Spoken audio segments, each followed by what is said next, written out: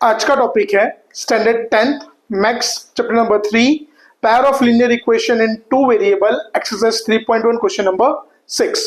तो last lecture में हमने क्वेश्चन नंबर 5 कंप्लीट करा था। आज क्वेश्चन नंबर 6 से कंटिन्यू करते हैं। तो देखो क्वेश्चन नंबर 6 में क्या दिया हुआ है, given the linear pair of equation. तो यहाँ पे हमारे पास एक इक्वेशन है 2x + 3y - 8 = 0।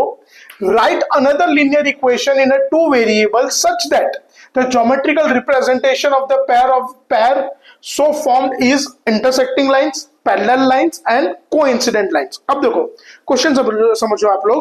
हमारे पास एक इक्वेशन है, क्या है हमारे पास इक्वेशन 2x + 3y - 8।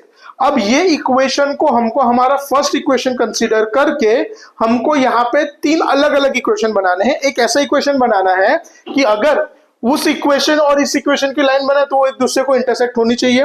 दूसरा इक्वेशन ऐसा बनाना है कि ये दोनों इक्वेशन की लाइंस पैरेलल होनी चाहिए। तीसरा कि दोनों इक्वेशन की लाइन कोइंसिडेंट होनी चाहिए। तो अपने इंटरसेक्टिंग लाइन से शुरू करते हैं। तो देखो हमारा पहला इक्वेशन क्या है, यहाँ पे सबसे पहला 2x + 3y - 8 = 0। तो मैं एक ऐसा इक्वेशन लूंगा यहाँ पे जो इसके साथ ये इक्वेशन के साथ इंटरसेक्टिंग लाइन फॉर्म करे। तो मैं इक्वेशन लेता हूं 5x + 7y - 10 = 0। चलिए हमने इक्वेशन 5x + 7y - 10 = 0। अब इसको चेक करो।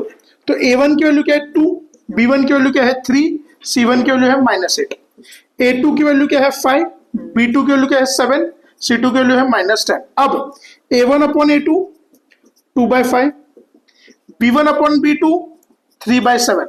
तो यहां पे here a1/a2 is not equals to b1/b2, so it is intersecting lines। मतलब अगर मैं ये दोनों इक्वेशन की लाइन बनाऊंगा तो लाइंस एक दूसरे को इंटरसेक्ट करेगी। अब वैसे ही जो पहला इक्वेशन है वो तो वही का वही रहेगा। अब इस इक्वेशन को लेके हमको एक ऐसा इक्वेशन बनाना है कि दोनों की लाइंस पैरेलल होए। तो हम लोग यहाँ पे इक्वेशन लेते हैं 4x + 6y + 20 = 0। तो चलो सेकंड इक्वेशन लिया। अब हम लोग चेक करते हैं कि अगर इसकी लाइन बनाएंगे तो पैरेलल होगा कि नहीं। चेक कैसे करेंगे, रेशियो लेके। तो रेशियो के लिए सबसे पहले देखो a1 कितना है 2, b1 है 3, c1 है -8, a2 कितना है 4, b2 है 6 और c2 है 20। अब हम लोग करते हैं बेटा a1/a2, that is 2/4, that will be 1/2, b1/b2 3/6, तो ये भी होगा 1/2। now c1/c2 -8/20, so that will be -2/5। तो here a1/a2 is equals to b1/b2 but not equals to c1/c2, so it is parallel lines. तो यहां पे क्या बनेगी, हमारी पैरेलल लाइंस बनेगी। तो देखो जैसे हमने इंटरसेक्टिंग लाइंस के लिए इक्वेशन लिखा, पैरेलल लाइन के लिए लिखा, अब वैसे ही हम लोग एक इक्वेशन बनाएंगे किसके लिए, कोइंसिडेंट लाइन के लिए। किसके लिए बनाएंगे हम लोग, कोइंसिडेंट लाइन। हमारा इक्वेशन क्या है यहाँ पे 2x + 3y - 8 = 0। अब इसके लिए मैं इक्वेशन लेता हूं 6x + 9y - 24 = 0।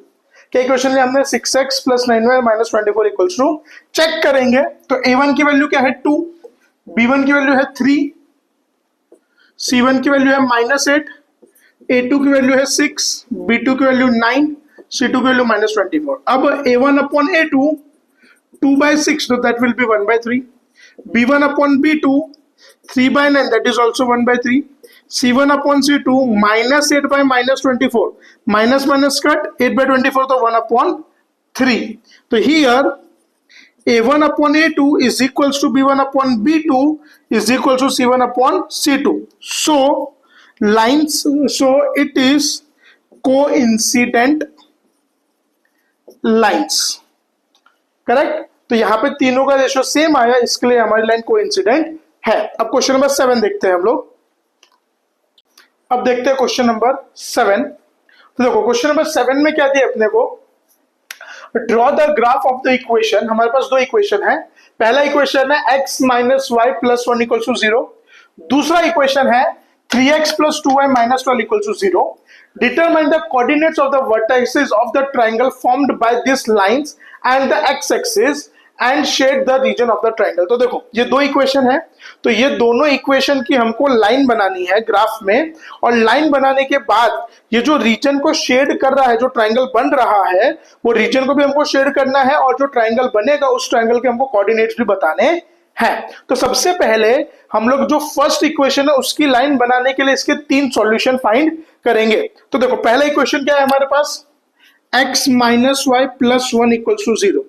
अब अपने को पता है कि कभी भी कोई भी इक्वेशन के अगर हमको सॉल्यूशंस फाइंड करने हैं तो सबसे पहले हम लोग दोनों में से कोई भी एक वेरिएबल को क्या करेंगे, सब्जेक्ट बनाएंगे। दोनों में से कोई भी एक वेरिएबल को सब्जेक्ट बनाएंगे। जैसे हमारे पास इक्वेशन है x minus Y plus 1 equals to 0, तो हम क्या करते हैं यहाँ पे x को सब्जेक्ट बनाते हैं। x को सब्जेक्ट बना रहे हैं, इसका मतलब खाली x का टर्म इधर रहेगा, बाकी के जितने भी टर्म्स है सब इक्वल टू के वो से जाने चाहिए। So therefore x equals to minus Y जाएगा तो प्लस, प्लस 1 जाएगा तो माइनस, तो यहाँ पे x equals to Y minus 1, खाली x बचा तो यानी x यहाँ पे हमारा क्या है, सब्जेक्ट है। अब x अगर सब्जेक्ट लिया है तो हम लोग यहाँ पे y की कोई भी तीन वैल्यू सपोज करेंगे। अगर x हमारा सब्जेक्ट है तो हम लोग y की कोई भी तीन वैल्यू सपोज करेंगे। तो यहाँ पे देखो हमने बॉक्स बना लिया, तो हम लोग y की कोई भी तीन वैल्यू लेते हैं। तो चलो मैं y की पहली वैल्यू लेता हूँ 1, 2 और 3। कौन कौन से वैल्यू लेते हैं अपने 1, 2 और, तो 1 बाय 1 ये सारी वैल्यूज को प्लेस करके हम x की भी तीन वैल्यूज फाइंड करेंगे। तो चलो सबसे पहले for y equals to 1, therefore x equals to y minus 1, therefore x equals to 1 minus 1, therefore x equals to 0. So x comma y that will be 0 comma 1, ये क्या होगा 0 comma 1। फिर for y equals to 2, so therefore x is equals to y minus 1, therefore x equals to 2 minus 1, therefore x equals to 1. So x comma y that will be 1 comma 2। और वैसे ही हम अब तीसरी value लेते हैं for y equals to 3, x equals to y minus 1, तो x equals to 3 minus 1, therefore x equals to 2। So x comma y that will be 2 comma 3। तो यहाँ पे हमको पहले इक्वेशन के तीन सॉल्यूशन मिले। अब ये जो सॉल्यूशंस है इसको हम लोग ग्राफ में प्लॉट करके लाइन बनाएंगे, बट उसके पहले हम लोग जो हमारे पास यहाँ पे सेकेंड इक्वेशन है उसके भी हमको यहाँ पे तीन सॉल्यूशंस फाइंड करने हैं। तो इसको भी सेम तरीके से हम लोग करेंगे। तो देखो हमारे पास इक्वेशन क्या है, 3x plus 2y minus 12 equals to 0। As usual दोनों में से कोई भी एक वेरिएबल को यहाँ पे सब्जेक्ट बनाया जाएगा। तो यहाँ पे हम x को सब्जेक्ट बना रहे। सब्जेक्ट बनाना मतलब खाली x का टर्म इधर रहेगा, बाकी के जितने भी टर्म्स है वो इक्वल टू के वो से चले जाने चाहिए। तो simply 3x is equal to minus 12 जाएगा तो प्लस, और प्लस 2 आ जाएगा तो माइनस। अब 3 जो मल्टीप्लाई में है वो कहां पे आएगा, नीचे डिवाइड में। therefore x is equal to 12 minus 2y by 3। तो चलो हमको x की वैल्यू क्या मिली, 12 माइनस 2y बाय 3। अब x की वैल्यू मिल गई, तो अब मैं यहाँ पे y की कोई भी तीन वैल्यू सपोज करेंगे। मतलब x हमारा सब्जेक्ट बना तो हम लोग यहाँ पे y की कोई भी तीन वैल्यू सपोज करेंगे। तो चलो हम लोग y की तीन वैल्यूज लेते हैं।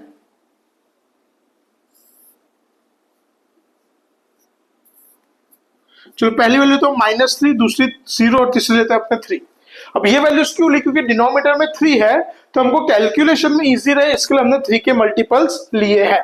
तो चलो सबसे पहले फॉर y इक्वल्स टू -3, तो x equals to 12 minus 2 in y upon 3।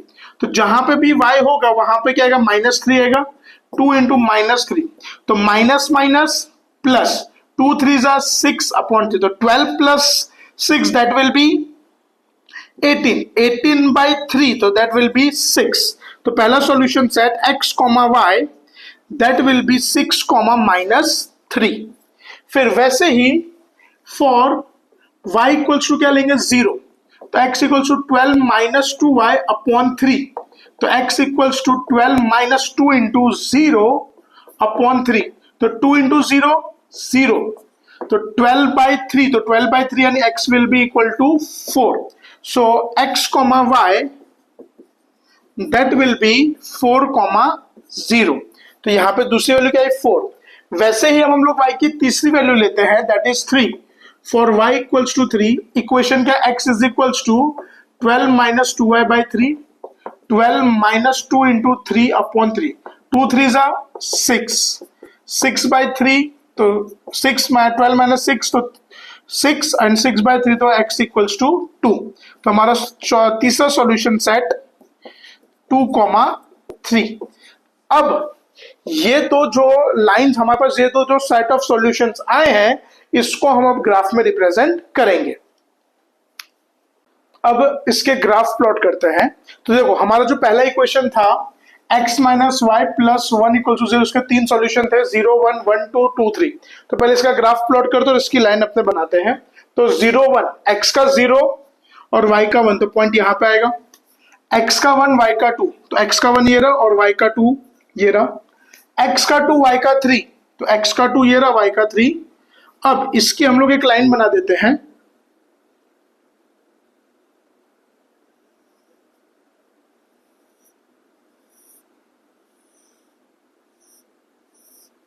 तो ये हमारी पहली इक्वेशन की लाइन बनी, जिसका होगा नाम x माइनस वाई प्लस 1। वैसे दूसरी इक्वेशन की लाइन भी हम प्लॉट करेंगे। x का 6 और y का -3, तो x का 6 ये रहा, y का -3 यानी ये रहा, तो ये दोनों यहां पे मीट होंगे। x का 4 y का 0, तो x का 4 ये रहा और y का 0, और लास्ट में x का 2 और y का 3, x का 2 और y का 3 यानी ये रहा पॉइंट हमारा। तो इसको भी अगर हम लोग ज्वाइंट करेंगे